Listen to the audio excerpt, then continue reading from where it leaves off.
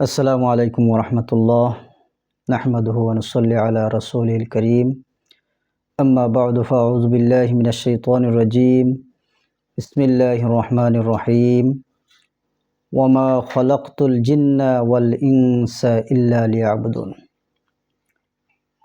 সম্মানিত ভিউয়ার্স, দেশ এবং প্রবাস থেকে যে সমস্ত ভাই এবং বোনেরা আমার এই ভিডিওটা দেখতেছেন, আপনাদের সবাইকে মোবারকবাদ এবং কৃতজ্ঞতা জানিয়ে শুরু করতেছি মহান আল্লাহ রব্বুল আলমিনের নামে। আমি আজকে যে আলোচ্য বিষয়টা আপনাদের সামনে উপস্থাপন করব, সে বিষয়টা হচ্ছে, আমি আয়াতে কারিমা পাঠ করেছি আপনাদের সামনে। আল্লাহ রব্বুল আলমিন এই আয়াতের মধ্যে বলতেছেন, ওয়ামা খালাকতুল জিন্না ওয়াল ইনসা ইল্লা লিয়াবুদুন। আমি আল্লাহ রব্বুল আলমিন জিন এবং ইনসান, মানব এবং জিন জাতিকে সৃষ্টি করেছি আমার ইবাদত বন্দেগী করার জন্য। আমরা এই আয়াত থেকে দুটি জাতিকে আল্লাহর সৃষ্টির কথা বলা পরিষ্কার বুঝতে পারলাম। মানব জাতিকে তো আল্লাহ তাআলা সৃষ্টি করেছেন, এটা আমাদের জানাই আছে। আর জিন জাতিকে আল্লাহ তাআলা সৃষ্টি করেছেন, কিন্তু আমরা এই জিন জাতি সম্পর্কে আমরা অনেকেই অনভিজ্ঞ। এই জন্য আমি আজকে আপনাদের সামনে জিন জাতির সংক্ষিপ্ত পরিচয় তুলে ধরার চেষ্টা করতেছি। ওমা তৌফিক ইল্লা বিল্লাহ। সম্মানিত ভিউয়ার্স, আল্লাহর নবী মুহাম্মদুর রাসূলুল্লাহ সাল্লাল্লাহু আলাইহি ওয়াসাল্লামের অসংখ্য হাদিস গ্রন্থের একটি গ্রন্থ মুসনাদে হাকিম গ্রন্থের 3754 নম্বর হাদিসে জিন জাতিরকে 3 ভাগে বিভক্ত করা হয়েছে। এই 3 ভাগে বিভক্ত করা জিনকে আমরা এভাবেই পরিচয় করি। প্রথমত, ওই সমস্ত জিন যারা সব সময় উড়ন্ত অবস্থায় থাকে। এদেরকে পাখা বিশিষ্ট হতে পারে, পাখা বিহীনও হতে পারে, এরা সব সময় উড়ন্ত অবস্থায় থাকে। উড়ন্ত পাখা বিশিষ্ট জিন 3 প্রকারের মধ্যে এক প্রকার। দ্বিতীয় নম্বর প্রকার হচ্ছে যারা আকাশে বিচরণ করে না, উড়ন্ত অবস্থায় থাকে না, জমিনেই থাকে, কিন্তু বন জঙ্গলে ওরা বিচরণ করে।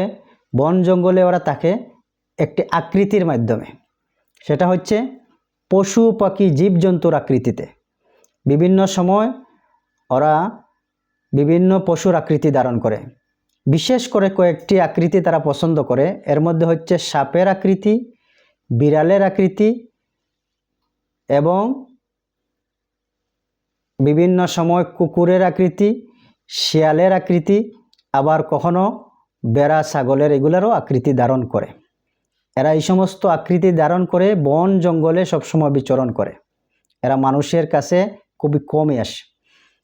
আরেক প্রকার জিন আল্লাহ রব্বুল আলামিন সৃষ্টি করেছেন, যারা সবসময় মানুষের ধারে কাছেই সবসময় বসবাস করে, মানুষের কাছেই থাকে, কিন্তু এরা একটা আকৃতি ধারণ করে থাকে। যদিও আকৃতি ধারণ করে, মানুষের আকৃতি ধারণ করে, যদিও মানুষের আকৃতি ধারণ করে, কিন্তু আমরা তাদেরকে জিন বলে জানি না, আমরা মানুষের আকৃতি বলে, কিন্তু আসলে তারা জিন। যেমন আমরা অনেক সময় বিভিন্ন মাদ্রাসায়, বিশেষ করে হেফজখানাগুলোতে বিভিন্ন ধরনের জিন মানুষের আকৃতি ধারণ করে হাফিজ হচ্ছে, আলিম হচ্ছে, এবং বিভিন্ন স্কুল কলেজ ভার্সিটিতেও তারা লেখাপড়া করে। বিভিন্ন প্রতিষ্ঠানে তারা মানুষের আকৃতি ধারণ করে মানুষের সাথে মিশে থাকে। তাহলে আমরা বুঝতে পারলাম এই 3 প্রকার জিনকে আল্লাহ তাআলা মানব জাতির সাথে পাশাপাশি এই 3 প্রকার জিনকে আল্লাহ তাআলা সৃষ্টি করেছেন। এবার আমরা বুঝি, এই 3 প্রকার জিনকে বিভিন্ন নামে, বিভিন্ন পরিচয়ে আমরা জানতে পারি। তন্মধ্যে আমরা প্রথম নম্বর জিনকে যে নামে জানি, সেটা হচ্ছে ইবলিস। ইবলিস এই জিনদের মধ্যে একটি।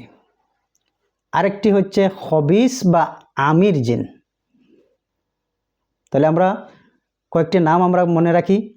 ইবলিস, প্রথম নম্বর ইবলিস, দ্বিতীয় নম্বর আমির বা খবিস, তৃতীয় নম্বর কারিন বা হামজাদ,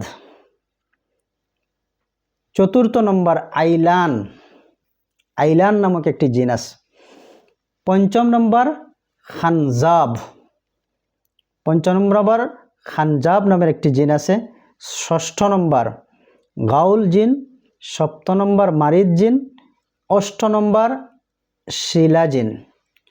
আরও কয়েকটি নাম, ইফরিত 9 নম্বর ইফরিত জিন, 10ম নম্বর নাসনাস জিন, 11 নম্বর হাতিফ জিন, 12 নম্বর হিন্দ জিন, 13 নম্বর জৈন জিন।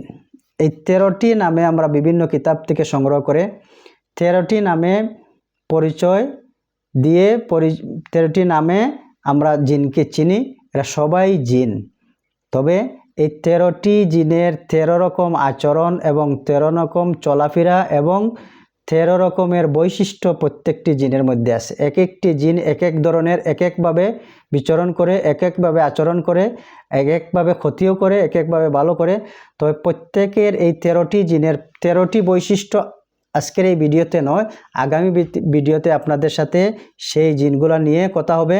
আপনারা আগামী ভিডিও দেখার জন্য আমাদের সাথে থাকবেন। ধন্যবাদ সবাইকে।